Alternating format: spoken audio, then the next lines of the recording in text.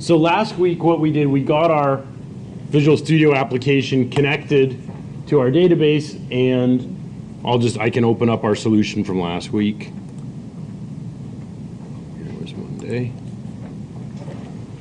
So we had our solution querying the database and just building out a simple, using an ASP grid to query one table and show the data.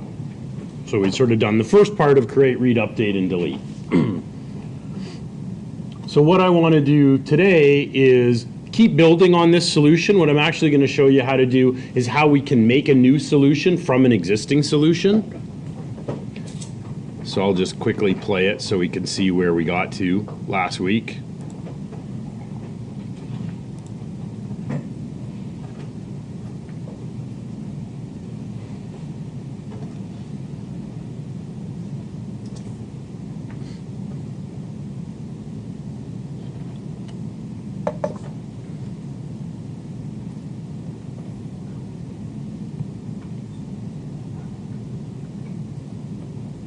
So this was the page we kind of had working by the end of class last week. So we used the ASP grid view. Originally we had it just automatically generate the columns for us, but we wanted to add some formattings. For example, formatting as currency and putting a space in the header. So we set the auto generate columns property to false, and we put in these two bound fields so that we could customize. So that's as far as we got last week. So what we want to do today, the first thing we want to do is add a page so that we can add a new record to the departments table. That shouldn't take too long. Once we get that working, we're going to want to add edit and delete links into the grid. Delete will just pop up a little JavaScript confirmation. We can use a jQuery script to do this. And if the user clicks OK, it'll remove that item from the grid. The page will reload. And if they click edit, we'll take them over to our department page, pre-fill the page, and let the user make changes and save and redirect them back. Okay, we should be able to do all of that today. So we'll have, for the working with the departments table, we'll basically have full create, read, update, and delete functionality. Once we have that working, I'm going to give you guys a lab, and basically the lab is you're going to do the exact same thing. You're going to implement and build two pages to handle create, read, update, and delete for the students. So right now when we click students, we just get a blank page. Actually, I get a 404. So we'll want to show a grid with the student details, edit, delete, and add functionality as well. Okay. So if you have last week's solution, rather than working on those files, I'd still like to keep a copy of those files as they are. But I'm going to show you how you can actually use one solution as a template and then build a new one from the old one. So if you want to open up the solution. You export it as a template, right? Yep. That's exactly what we're going to do. So I've got my lesson 5 from last week. I remember that. So once you open it up, under the File menu, there's an option down here about halfway that says Export Template. So if you choose that,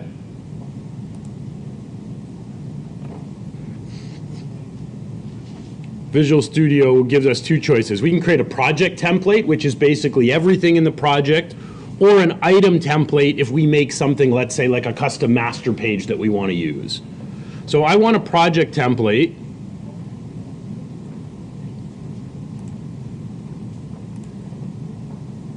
So I'm just going to call the template, I'm going to take out the lesson 5. I'll just call my template. Actually, you know what? No, I will keep it as lesson 5 because each week it's going to keep going on. So Monday, 2007 University.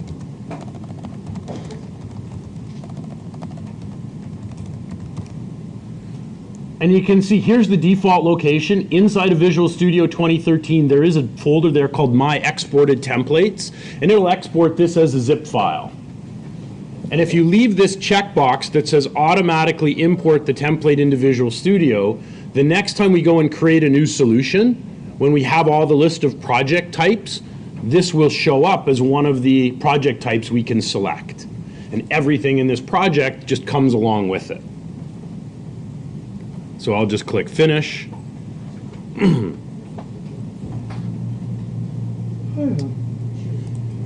And now you can see it actually jumps right into that directory, Visual Studio 2013, my exported templates. Here's the zip file. So it's pretty tiny. It doesn't contain necessarily all the files. Basically, it contains a reference to them. So now that I've exported the template, Project. I'm going to close this solution. And now I'm going to make a new solution for today. I'm going to name it Lesson 6. But rather than just building an empty solution, I'm just going to choose a different option. So under the File menu, when I click New, normally every week we've been choosing New Project. This time I'm going to pick the last option, which is Project from Existing Code. Last we have import net express.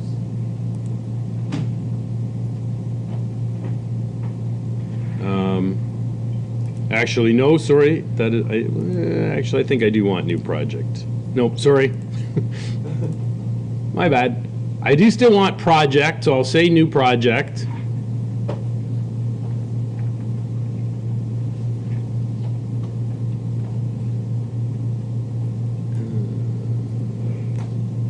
And I can pick web application. I'll have to make sure I think we'll still get prompted in a minute. So I'll call it COMP2007, Lesson 6, Monday.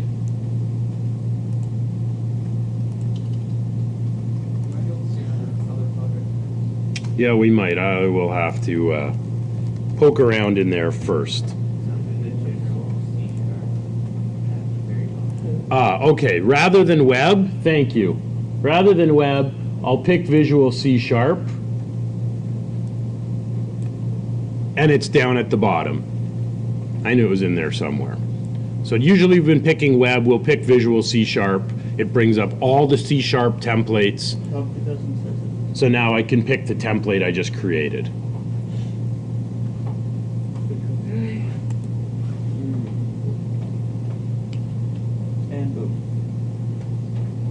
So if you wanted to create a template, if you were going to create something that you thought you would reuse from application to application, like maybe you're going to build your own content management system with .Net, you could create a CMS template. If you're going to build an e-commerce shopping cart, you could create that as a template, save it, and then you can just build any application from it. So now when I go to my Solution Explorer, it has everything. It has our departments page we built last week. It has our master page. And I could just go ahead and run that application. And it's just copying and restoring the packages that come along with it. Run what? I missed what you just did. I just click debug and start without debugging to launch the application.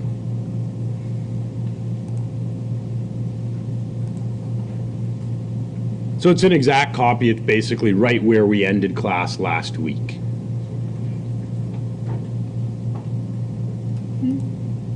So I can click departments.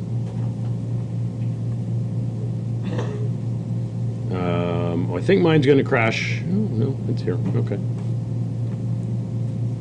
Now the other thing I'd like to do is make sure, was anybody able to connect to their Azure database? No? I use local. Okay, or you use local. So I'd like to try to get everybody connected to working on the Azure database, because that way you don't have to keep setting up the database locally each week. Now, if you're working on your own machine and you're doing everything through localhost, that's fine too. So let's log into the Azure panel. Yeah, I can't do anything with departments now. I have 404 with departments. Probably because the database is gone, right? Well, if you've got a 404, it means your page doesn't exist. It has nothing to do with it. Okay, well, you wouldn't get a 404 if the 404 is when the page doesn't exist.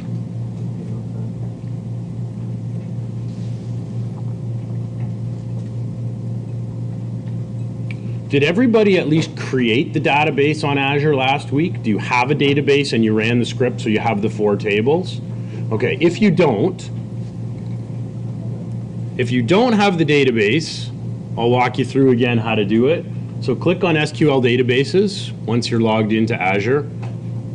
Patricia, just give me a wave when you're here, okay, so I don't go too fast. I'll wait for you.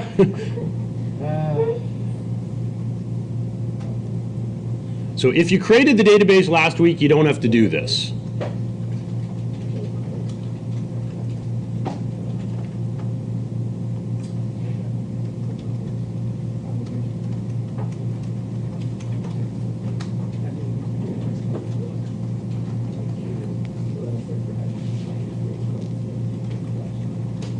I have been working with IT, and they did open some stuff on the firewall, so those who couldn't connect last week may be able to connect this week.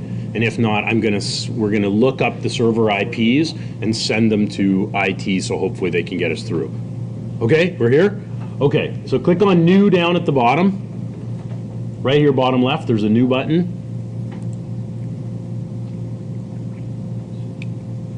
And you can choose, I think you can choose Quick Create. Put in a name. I think the easiest thing is just call your database COMP2007. For the server, what options do you have there? Okay, so pick New, and when it asks you for a region, choose North Central US as the region. Can we edit? Okay, and assign an administrator username and password, and put those in an email or a text file, because you're going to need those credentials, right? If you lose those, I can't reset them. So make sure you've recorded your username and password somewhere, so that next class every week you can always just look it up in your email or a text file. So choose North Central US. The reason is all the servers in the North Central US, they'll all be within the same IP range, which will make it easier for IT to let us access that server group. North Central US, yeah. Okay, it should take a minute, just chug away. So once your database is created, it'll take a minute before, it'll show you when it's online.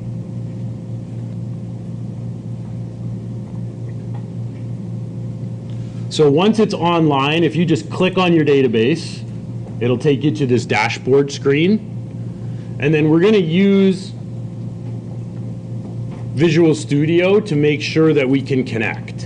And if we can't connect, I'm going to throw a file up in the cloud, and I'm going to want everybody to put their server address in there, their IP, and I'm going to send that file off to IT so they can hopefully give us access. So your server name is right here. You can just copy that address to the clipboard. So just scroll down on the dashboard page and make sure you've copied your server name. It'll be something.database.windows.net. Oh, there is a freaking error. So now let's go back to Visual Studio and go over to the Server Explorer on the left. If you don't see Server Explorer, you can enable it through the View menu. Just click View. It's the third option. So just make sure you enable Server Explorer.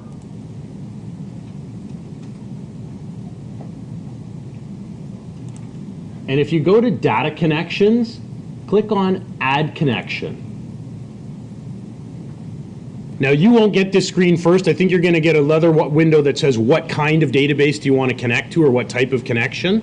So choose Microsoft SQL Server.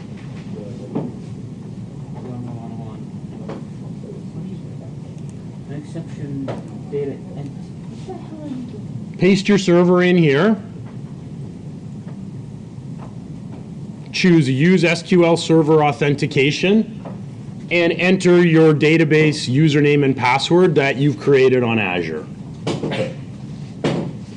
what do we click first? And then where it says connect to a database, this box will be enabled once you log in. You can either choose your database from the drop-down or just type the name of your database in this box, which is probably COMP2007. And then you should be able to, you can probably click the test button, and then you can click OK.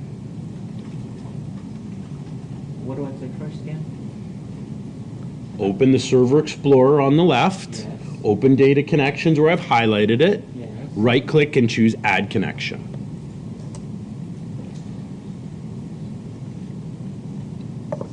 One. Microsoft SQL Server. Here, What did okay. you say about the connector database? Mine is not disabled. It's not disabled? Okay, because that's fine. Once you log in, once I log in, so you notice how mine's disabled right now? When I put in, once I start putting in credentials, it'll get enabled. Oh, okay. Okay? Did it send You can put in save, if you're on your own computer, check off save your password. You won't have to put it in every time. If you're on the lab computer, saving the password's no good because next week you're going to have to come in and enter your credential again, right? It's not going to save it on the lab computer. So now that I'm here, if you watch, if I start typing, I put in the C, it'll start recognizing my database name. So then if you click test, it'll try to connect. What if it doesn't recognize the database? Just type it in or click the drop down. So if it says test connection successful, that means your username and password entered is correct? Okay. I remember it then. Okay? Yeah, it was, So just kind of give me a little nod or wave, yes, I'm connected, or no, I got an error. I got something. Okay, can you be more specific? What does it say? Login failed. The login failed, so. This is my server name. Okay. Type in my And password. so go back to your Azure, go back to Azure.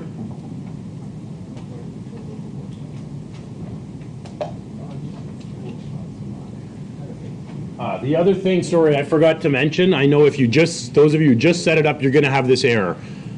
By default, your database won't allow remote connections, so we've got to allow the IPs. So I'll show you in Azure where to go to do this. So official. Okay? Is that the- So just above your server name, there's a link that says manage the allowed IP addresses. Click on that. And then you say all clients 000. So just create a rule here where it says rule name. You can just call it all. Doesn't matter. It's just a name. And put the starting IP as 0.0.0.0 and the ending IP is 255.255.255.255. That will allow all IP addresses into your database. And then click Save at the bottom.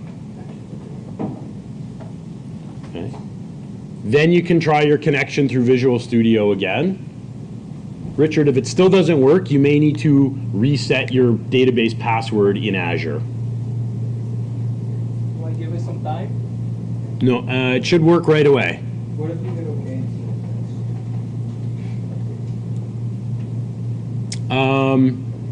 If you hit OK instead of test, and so you haven't tested it yet, the other thing, well, Kyle, the other thing you can do, if the connection is saved now, if you double click it, it'll try to connect, and if it connects, it'll show you the list of tables, and the server will expand.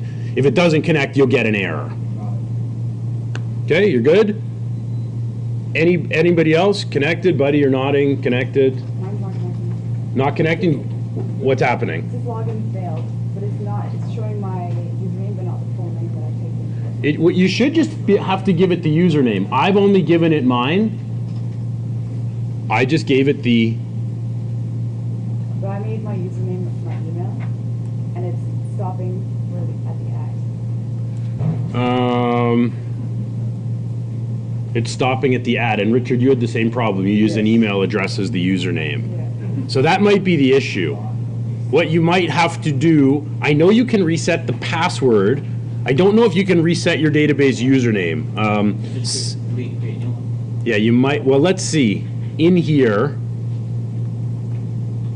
under, let's see what we can do. Username, password for other people to access it. I have to look.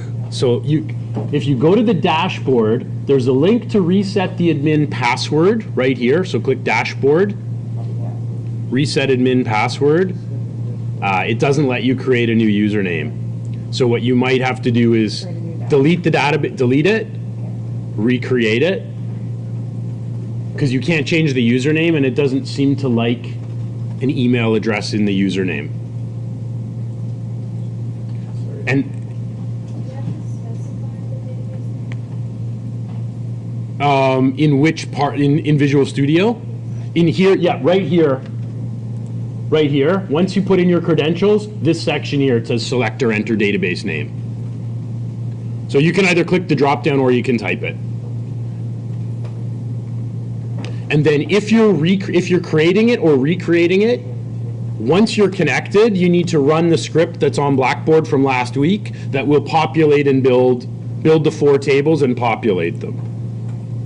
So that script, if you need it, I know a few of you will need it. Yeah. It's in lesson 5.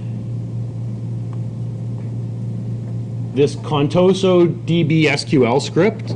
So just download this file to your computer. So just right click it, save the script anywhere.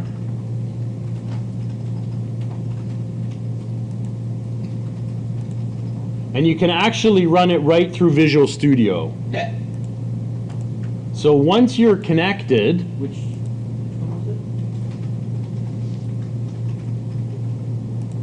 it? Contoso DB SQL script inside of lesson 5.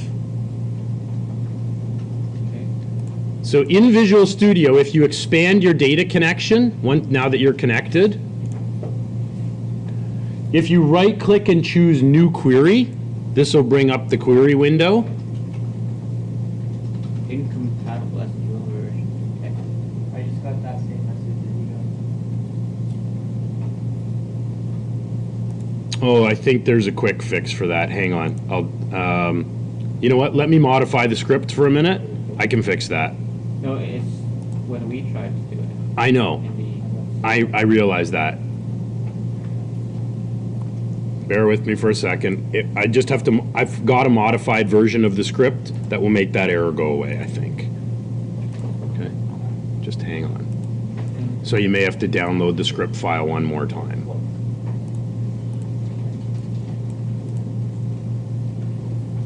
Okay. I've put a new version, there's now a new version of the script file. So just refresh your lesson 5 folder and download it again. when I right-click the database connection and say new query, then it just stops me before I can do anything else. Yeah, it seems to be. It's not with your script, it's before we can get to it. Okay, well, let's try it this way then. Let's try not going through Visual Studio. If you're getting that error, you can open up SQL Management Studio. It's under Programs, Computer Studies, Microsoft SQL Server 2008 R2, and then you'll see SQL Management Studio. So open that up. Okay. Connect to localhost? Nope, No? you need to connect to Azure. So if you're going to connect through Management Studio, put in your server name. You may have to go back and copy it to the clipboard again if you don't have it on your clipboard.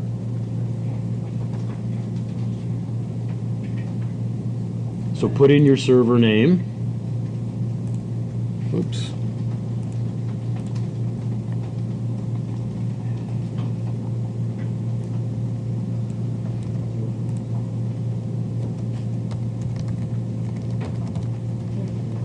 Make sure SQL Server authentication is checked. Put in your database username and password. And you can click remember. And then we should be able to connect through here. Yep. So once you're connected, if you're connected through here, I'll show you how to run the query to populate.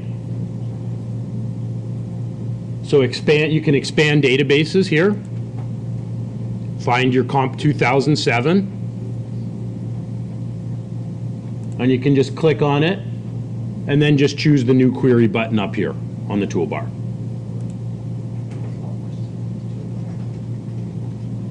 So it will open the query window, and in this little drop down it'll say COMP2007 or the name of your database. Okay, here's the query window, and we're working inside of this database.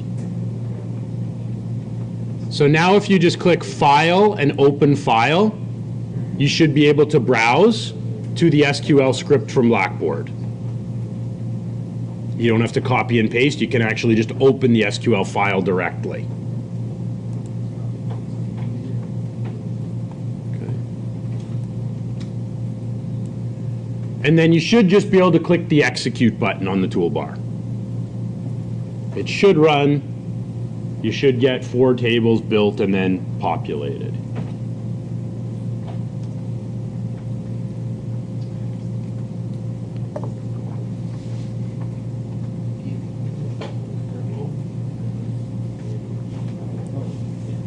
So if we can get this set up and connected, then from now on we can connect. We should just be able to connect to this database each time.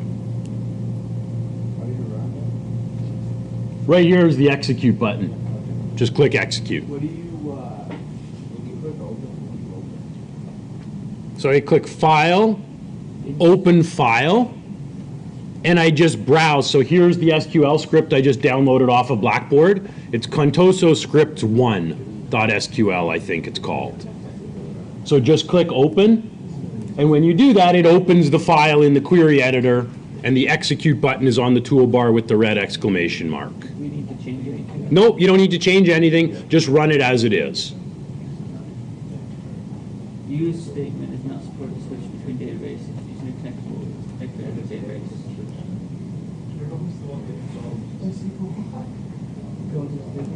So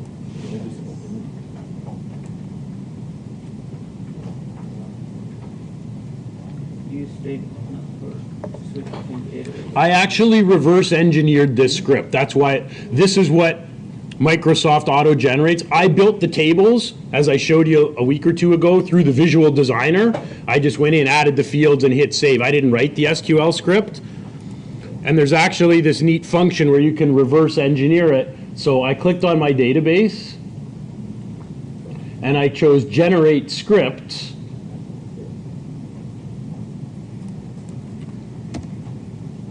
And it actually lets me pick any objects in my database, and it will write the scripts. Seems to have frozen. Great. Management Studio will actually write the scripts for me when it's not busy freezing up on me. Okay, so that's why, Kyle, it looks a little different. So we just built, we built the tables in class last week, and then Yes, something happened. Well, we didn't. I gave you the script last week, but you were commenting on the format looks a little different. I didn't write it. I used the visual tool to build the tables locally, and then I used the script generator to build this file so I could post it on Blackboard so you guys could run the same script, and I didn't have to write it. Sorry? sec one generated, Well, if I can get the wizard to run, oh, hang on. I'll try it one more time. Don't know why this is, oh, there. You can kind of see. So here's how it works. You choose what you want to script. So you can script the entire database and everything in it, or you can select certain things, like I want just these tables or these views or these triggers, and I want to generate those in an SQL script. So you can say I want to publish it to a web service, or I just want to generate an SQL file and overwrite. And you can either generate it in a single file, or you can say every object needs to go in its own SQL file. Or you could just run it to the clipboard. publishing is web service runs on tables. Yep, could. So there's a lot of options here, so it's really easy to, basically you don't really have to write the SQL to generate your database. You can use the visual designer, and if you need that script for someone else, you use the script export wizard to generate it, which is pretty neat. Okay. Okay, Richard, I still see red X's for you. Anybody else still having issues? Everybody else have their database? You've got your tables, you can connect to it. I can't connect to it. I got the login, but now it's something new. Okay, what does it say? A network related or instance specific error.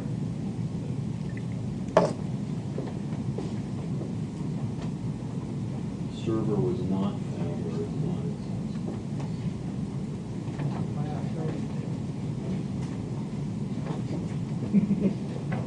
Here?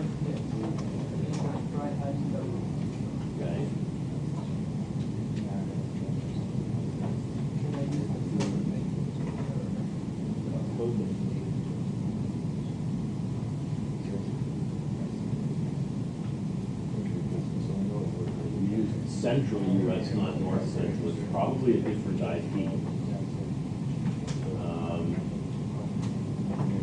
Delete it and do it again and pick north central US. How do I connect now? We used to have as much entities.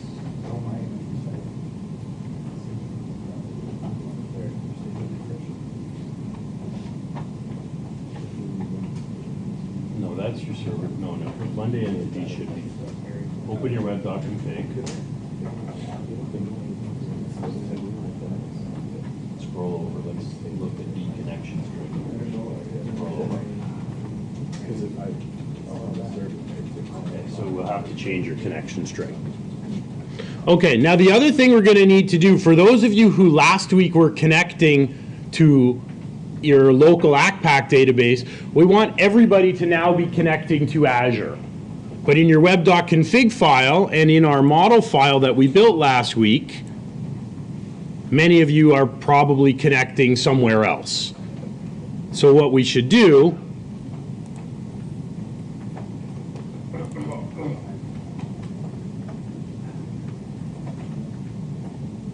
let's see here, we're either going to have to change the connection that this model used, or we're going to have to remove it and regenerate a new model, now connecting to our Azure database rather than to the local one we were using last week. I'm going to see whether we can modify it straight through here. Got it. Yeah, I have mine. Okay.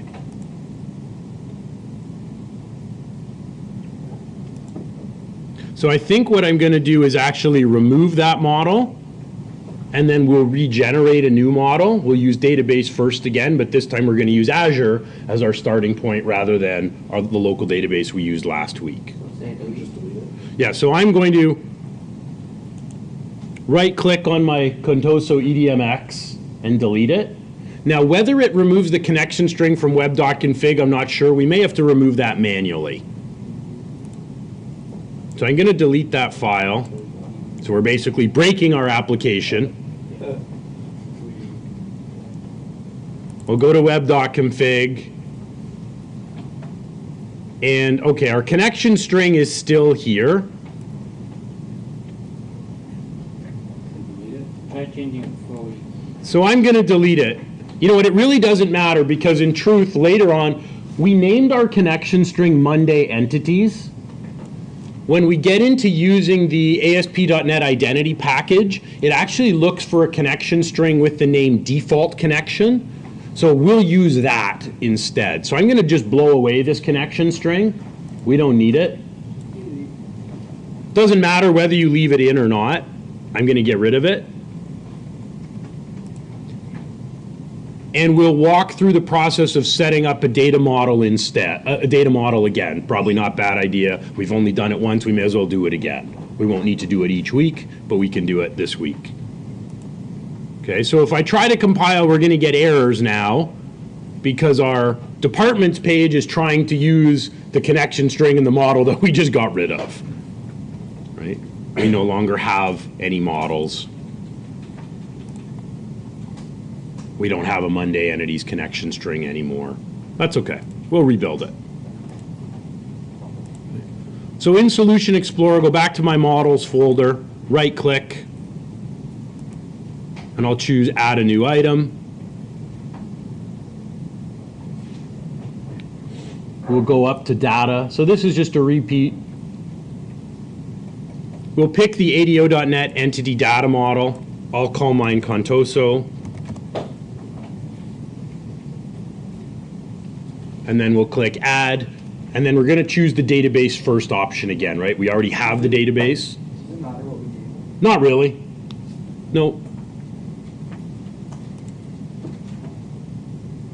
So I'm going to choose from the database. I know you have probably only two options, but pick database rather than code. So I'll pick database. It'll ask which connection do I want to use. Your connection may already appear here. If it already, your Azure connection's here, just pick it. I'm gonna have to, I didn't save mine, so I've got to put mine back in. What's the include sensitive data? That's just whether the password, because this writes the connection string in web.config, it's asking, you've got two options. We can either let it include the password in web.config, or if you choose no, it will leave the password out, but you'll have to set it in code, in your C# code somewhere, you'll have to supply the password. I'm just gonna say yes, I'll just let it put it in the connection string.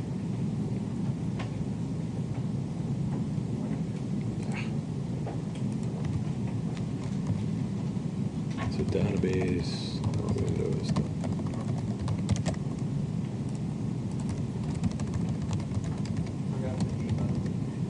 That won't pop up for us if our connection's not there, right? If you've saved it in the data connections, it might. Okay, if not, just enter it. No, So- like that whole page comes pop up.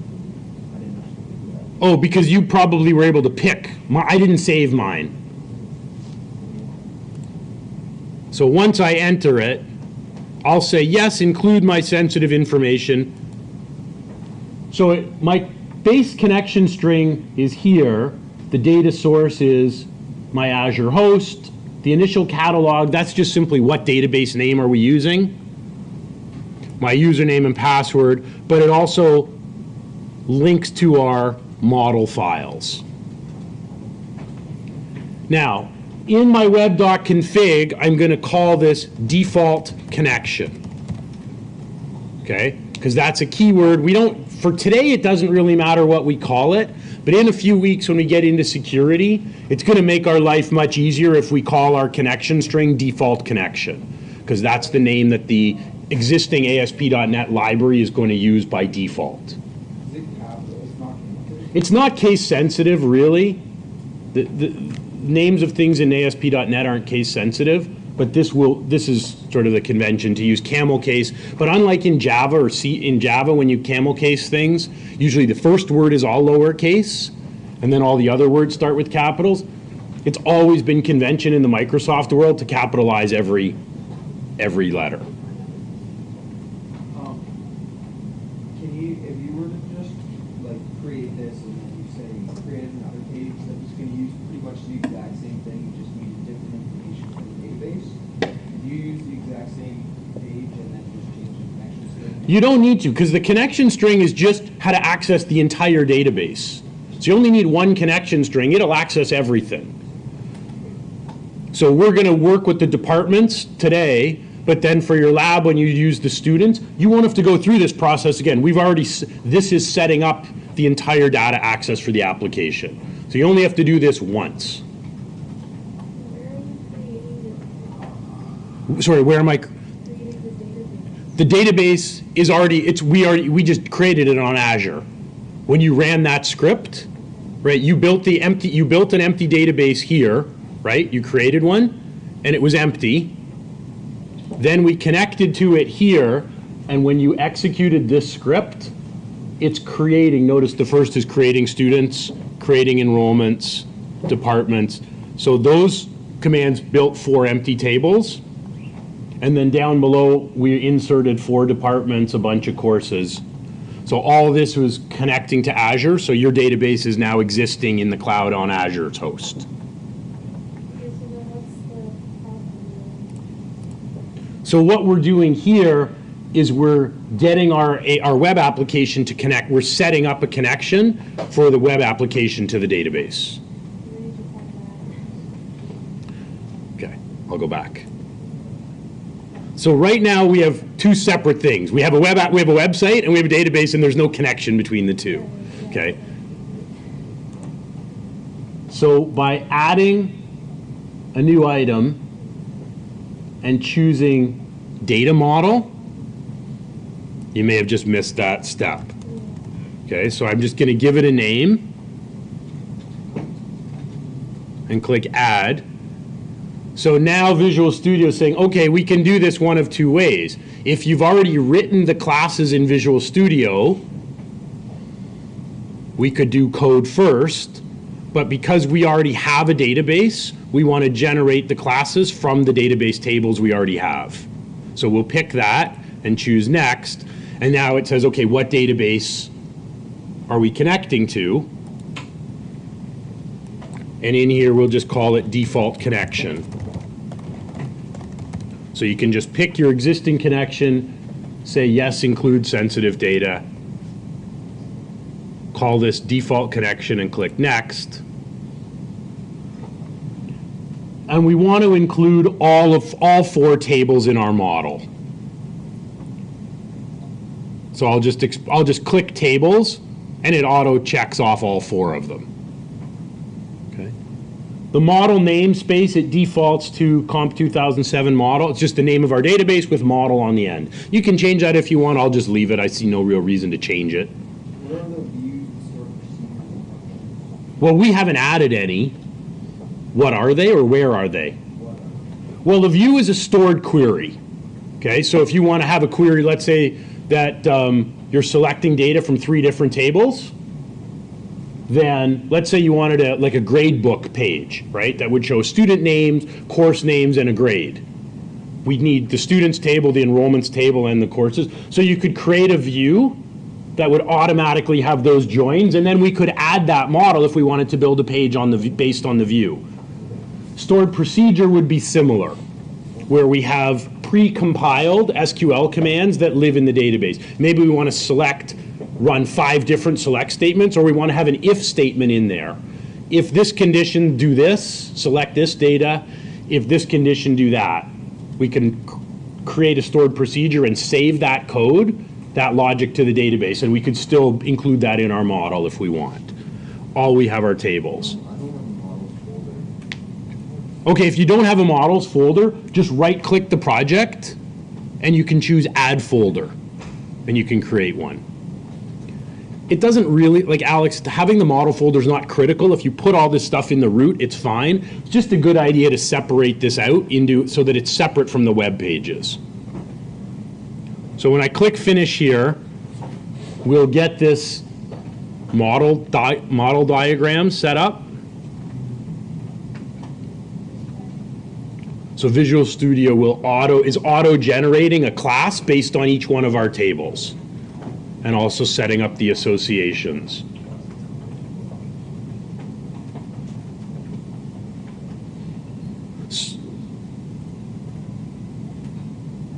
So it will take a minute or 2 to build out everything. Oh, very nice. I have a stupid question. No stupid questions. You said there was a way to run a query right on Azure itself. Right? You mean to store one? Yeah. Yes. So, like to run the script on there, you can. Well, yeah, that's actually what we did. That's actually what we're doing here. We're connecting directly to Azure and running a query. But did you show there was a way to put that right in Azure itself instead of going through Management Studio? No, there's no query window. In the older version of the Azure panel, they did have a very rudimentary query editor. Yeah, I was about to say, didn't they? They've removed it. I didn't realize they removed it until a couple weeks ago when I was looking for it. It's actually gone. Why? There's no way. You have to use Visual Studio or Management Studio. There is no SQL editor in here. There used to be, and they got rid of it. It wasn't very good anyway. It wasn't good, but I mean. Basic is better than 0, isn't it? So if your web.config is open, this is saying we want to write the connection string, so say yes, save the changes, and reload it. So now it gives me my model. I didn't get that query. Hey, Rich, I got a security one. That's okay, you can I didn't ignore get the it. query, but my database. Only thing we want to change here is it chopped off the E on the end of our course model. So in our model here where it says course, just double click that and you can put an E on the end of it. Because it's assuming, Oh, It's just the name It's of when it. this last class. it's because it sees the S on the end. The models are always singular and our table name's plural. So it thinks that the ES, that the word is, oh, so it did it down in navigation properties too.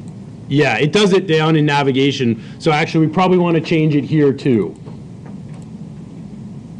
So thanks, I didn't notice that. So in enrollment, if you double click where it says course, let's put an E on there as well. And then the one on the left, Where- it says course is still, so It's okay. it's okay. Yep. So we'll change those two. And now our diagram is unsaved because we made changes, so just save it. Mine doesn't have your keys linking.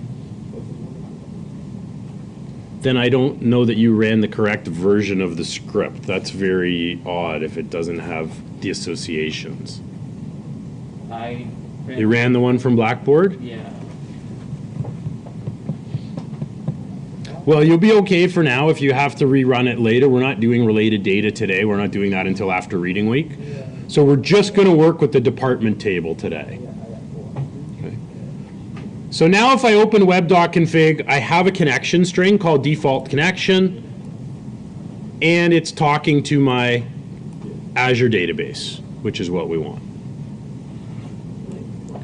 Now we only have to make one more change. We still have this error And you said default connection. because, right, last week we called our connection string Monday entities. We changed it today, so on our departments page, I'm going to change that to new default connection. I also don't like this var syntax very much, so I think I'm going to change that if I can. I'll actually type my variable. So default connection con is equal to new connection. Var is used when the type is obvious. Yeah, I don't like, that's sort of, this is like, What does dim mean? dim is Visual Basic, for you use it to declare a variable in BASIC. You don't use it in C#. So, Kyle, to declare a variable in the VB equivalent of this would be something like this. Dim con as new default connection. That would be the Visual Basic equivalent. And there's no semicolon. Okay. So dim just means declare. Himself. So yes, I mean, you're right, Mike. We can use var when it's obvious. I actually find it's less obvious. This is old, and then they got away from this, and with LINQ, they've sort of moved back to using it, It's just their convention. which I'm not a big fan of. Even here,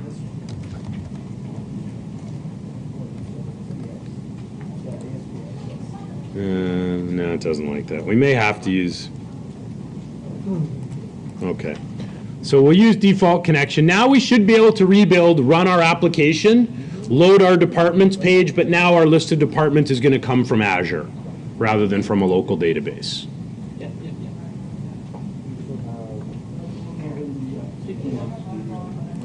So I should be able to go back here, just refresh my departments page.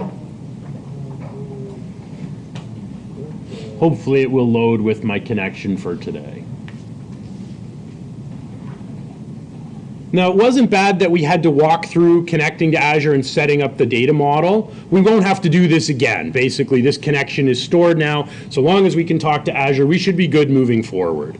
So at the end of class today, I'm going to export today's solution as a template, and then next week, or in 2 weeks, we can come in after reading week, make a new solution. We'll use this one as a template, and all of our data model, it's already set up and ready to go. We won't have to reset this stuff again. I don't know how you got that error.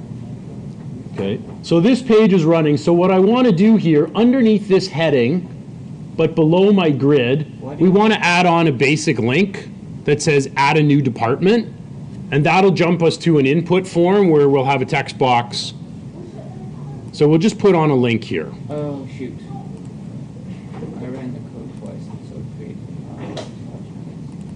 So I'm going to open up the departments page, just go into the HTML view. And underneath my heading, but above my grid, I'm just going to put on a standard HTML link. So we'll link to department.aspx, singular. And I'll just put the text of the link in as add department. We haven't built this page, we'll build it in a second. So if you run the page, click the link, you'll get a 404. Excuse me.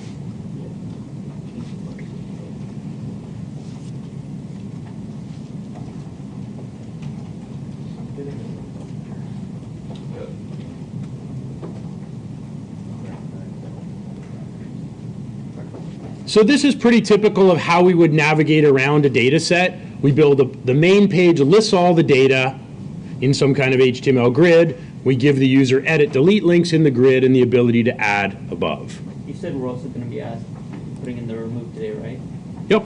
Okay, that makes sense. I'm getting an error when I'm trying to run the departments page. Something to do with entity provider. What does it say? It says unrecognized element providers in the web config. Okay, in web.config, part of your connection string at the end that it should build out is the provider name. This just says what type of database we're using. So you should have that.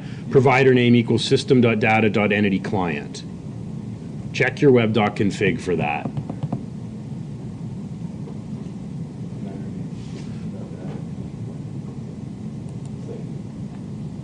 Okay. Now, I use the wizard, like I didn't put that in, the wizard generated, but if you're missing it, add it. So now go to your Solution Explorer, right-click your project, and we're going to add a new item, which is a web form with a master page.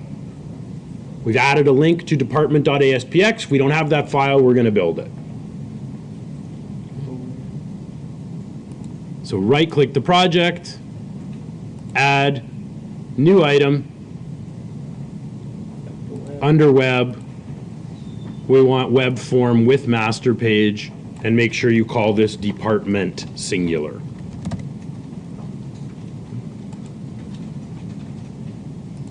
And choose our Monday master page as the template.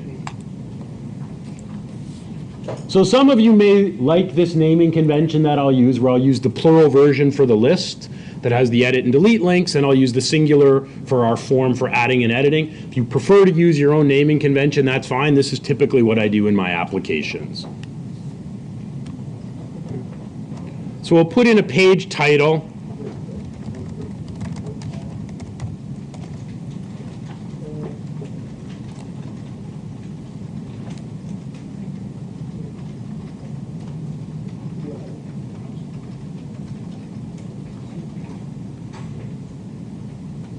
And I'm just going to go back to my master page for a minute. So we've got a blank form.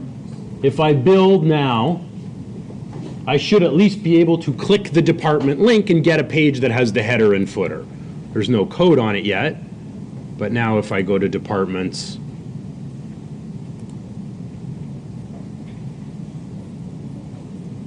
once I've recompiled,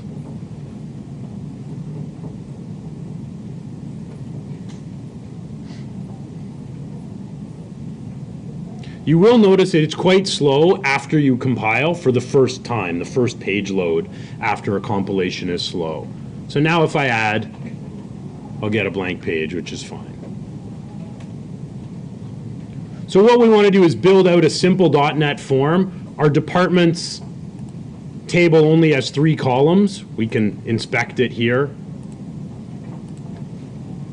So we've got an auto-generated ID. We've got the department name and budget. That's it. So we'll need to build an input form with 2 text boxes, a submit button, and some validation.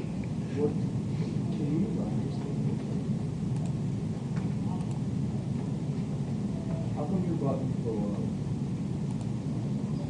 Sorry, what button? My button was on your clickable. I put it in between my H1 tag and above my grid. So my link Oh, okay, there. Okay. is line 6. I thought you had it inside the H1. Nope, after. The H1 is just the page heading. I want to open up the master page for a second. So I'm going to open monday.master. because I want to apply a class to the form tag. I want to apply a bootstrap class so our form will be formatted properly. So in my form tag, I'm going to add a class and give it a value of form horizontal. That's a bootstrap class we use for any form where basically we have a label and then an input box, and then each set of label and controls is on a new line. So I'm just going to apply that class in my master page as form horizontal. So all the forms in our application will use that same class, that same structure, by putting it in the master page. So now we can build out our form.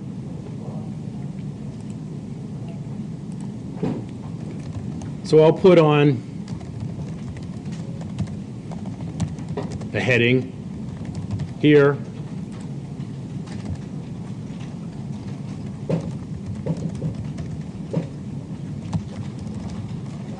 So our form won't be too complicated, and I'll apply a few bootstrap classes so that it's well formatted. So we'll need a text box.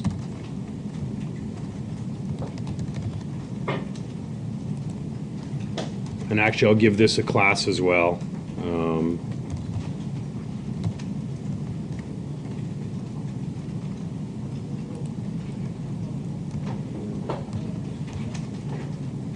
And I'll put on a smaller heading, so a subheading that says all fields are required. Mike? Is there a way to do all this in the ASP, or does it have to be HTML5 for all these tags? Well, we need some, I mean, you can use server, like you could use an ASP panel here. In general, you're better off using HTML tags where you can, because keep in mind the server side, if we're not going to need to access that tag programmatically at all, like this is just like these the div and label, remember by default all of these controls will get added to the page's view state because the server will remember the state of them. So if we're not going to change them at all, they're just going to be static, probably easier just to use HTML5 for those tags. If you wanted to use server tags for everything, you can, but you're adding overhead to the page unless you're going to turn off the view state for each individual static item. Sorry? This is more optimal. Yeah, it would be more optimal this way. So we'll put on an ASP text box. If you want to drag and drop this stuff from the toolbar, that's fine. I'm used to just typing.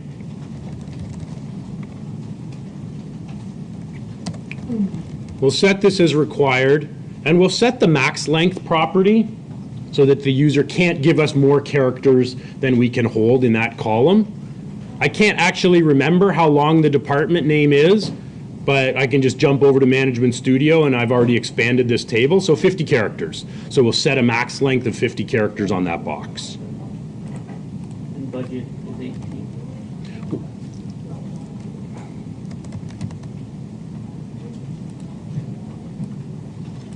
Why does required get three underlines to regular? It doesn't like the formatting. It wants me to say required equals true. It's saying it should have the attribute. Required defaults to true. So that the equals true is optional. Visual Studio wants it there. Doesn't have to be there. So what do we call the second? So we'll create a second.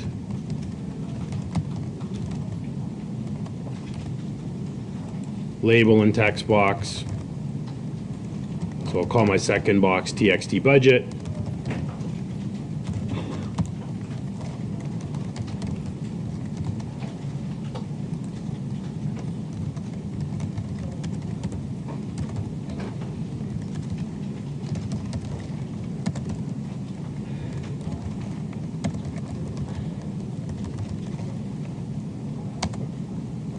Here I'll set the max length to, 18? well, actually technically it'd be longer. They might enter a $sign, hopefully they won't, or decimals, so we'll set it to 22.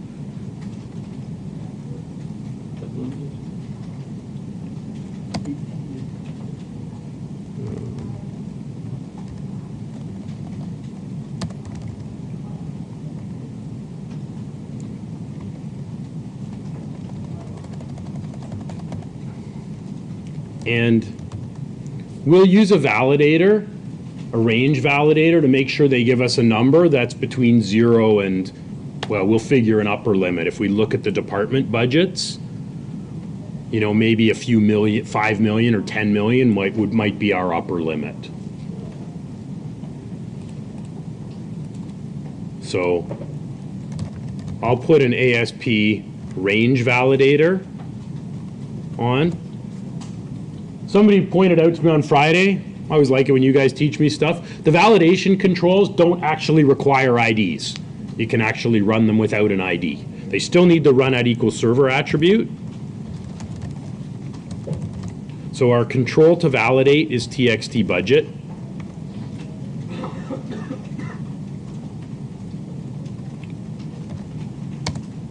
Our CSS class is, actually I'm going to use label danger. So that'll give it a red background with a white font. Is CSS class and class the same thing? I've noticed that. Okay, here's the difference.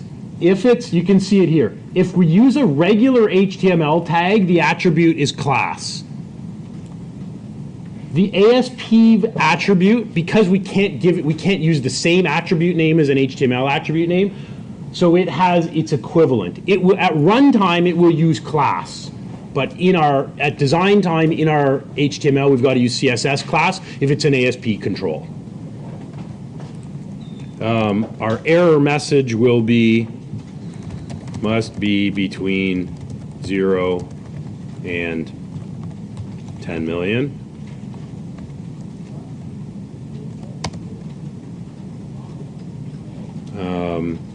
What else do we have to set? We'll have to set a minimum value of 0, a maximum value of 10 million,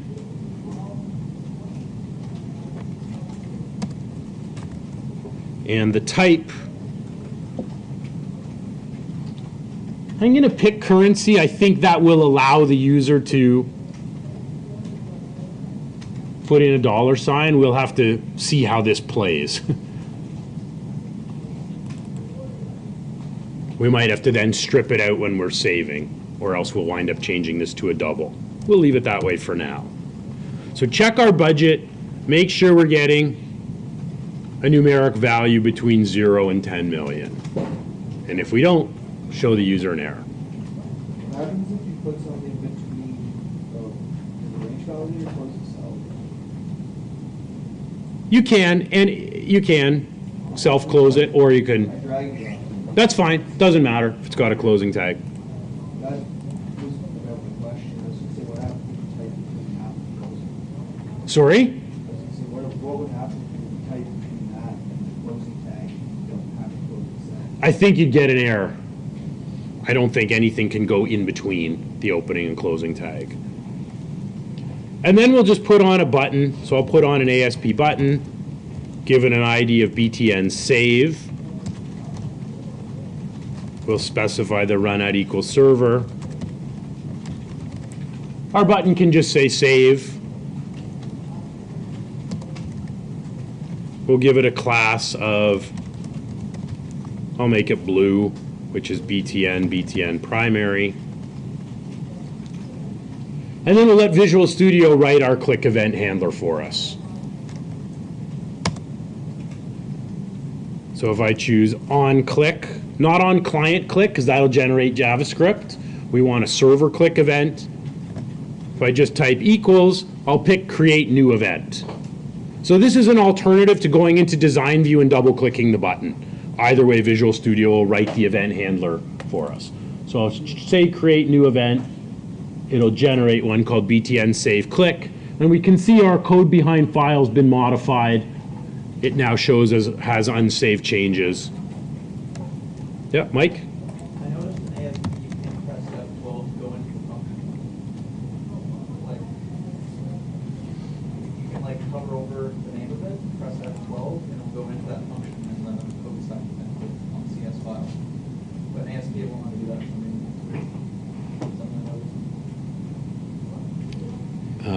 That's a good point. I hadn't realized that either. I'm wondering though if I highlight it and choose view code. Yeah, you do it that way. If you highlight the event, Okay. There's no hotkey for that. no, there is no hotkey. If you highlight it, yeah, notice there's no I had a keyboard. hot pop-up. I just clicked a spot on the line that said view code. Yeah, if you pick view code, it'll jump you there. Mine had it popped up, quick create method. Okay. Moved it over, but I put a row new not implemented section inside the public void button save on That's interesting. Maybe a different version we've got. I can look at it if it's causing you issues, or you can remove it.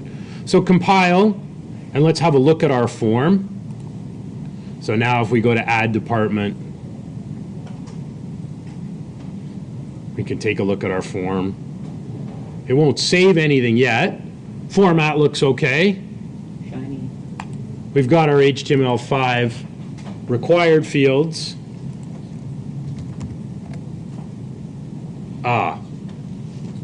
Notice our validation didn't work. Anybody know why our validation didn't work when I put text in that box? Why didn't our range validator catch that this is not a numeric value? Text only, validation. Good guess, but no. No? Is it because the first one's empty? No. currency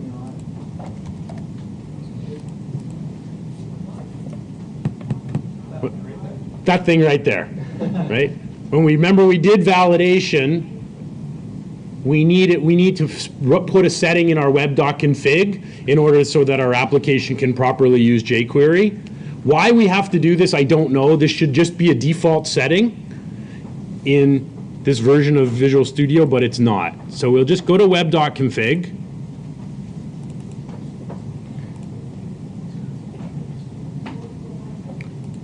And down at the bottom, just before my closing configuration tag, we're going to put in an app settings section. Doesn't have to go down here, but it has to go outside of all of the other tags, just inside of configuration. So down at the bottom, I'll put in an app settings tag, and we're going to create our own key with a value. So we'll add a key and a value. The value will be none. And we'll see how good my memory is. I think the key is validation settings, validation unobtrusive mode. I think that's the key we want. That's a built-in constant in ASP.NET.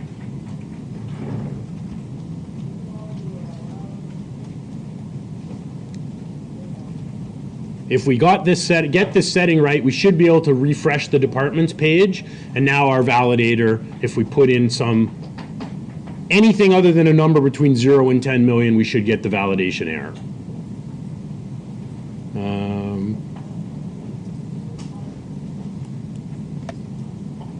I thought we added that last time. That was in a different program. Oh, I see. Yeah, that was 2 weeks ago. Hang on just a second. I see a couple shakes of, sorry, my mistake. I've got my words mixed up. Unobtrusive validation mode? It's unobtrusive validation mode. I was close. Got all the words, I didn't get them in the right order. It's unobtrusive validation mode. I was trying hard to do it from memory. I was close. That really is a required default though. So now my validator fires. If I put in a negative number, it's still there. If I put in a positive number, it goes away and I can submit. I think the only other thing I'm going to do, it's kind of bugging me where this button is, because the button should be over here. So I'm going to put this in a div and offset it a bit so that it lines up with our text boxes. We don't have to. So I will just put my button inside of a div and I'll use a bootstrap class. Commit. Well, there's an offset class. Let's see.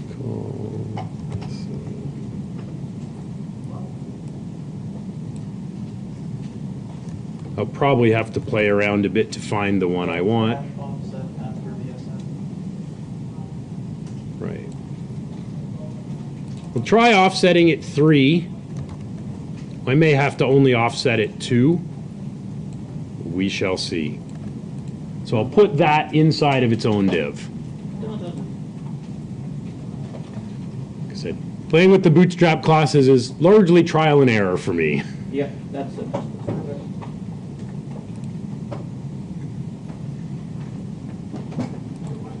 You got it. All right, good. That's better.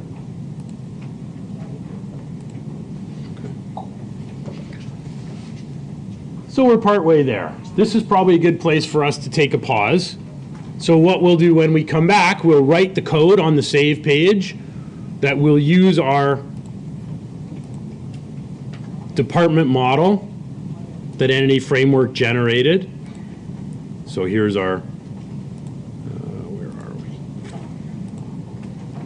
Here's our department model that has 3 properties: ID, name, and budget. So we'll use the model, we'll look at how we use Entity Framework to save a new record, then we'll redirect the user back to the departments page. So our new department will show up here. Slowly. And then we'll add delete functionality to the grid. Once that's working, we'll add edit. So edit will reload our form, except our form will be populated when we do a save rather than adding a new record. That time we'll update an existing. So we'll get all that working. We should be able to manage that, pretty much all of that today, I would think. If not, I'll adjust the requirements on the lab if we don't get through it all. Okay, so let's take a break. I'll pick this up at 1:35. Okay. Lab do tomorrow at midnight?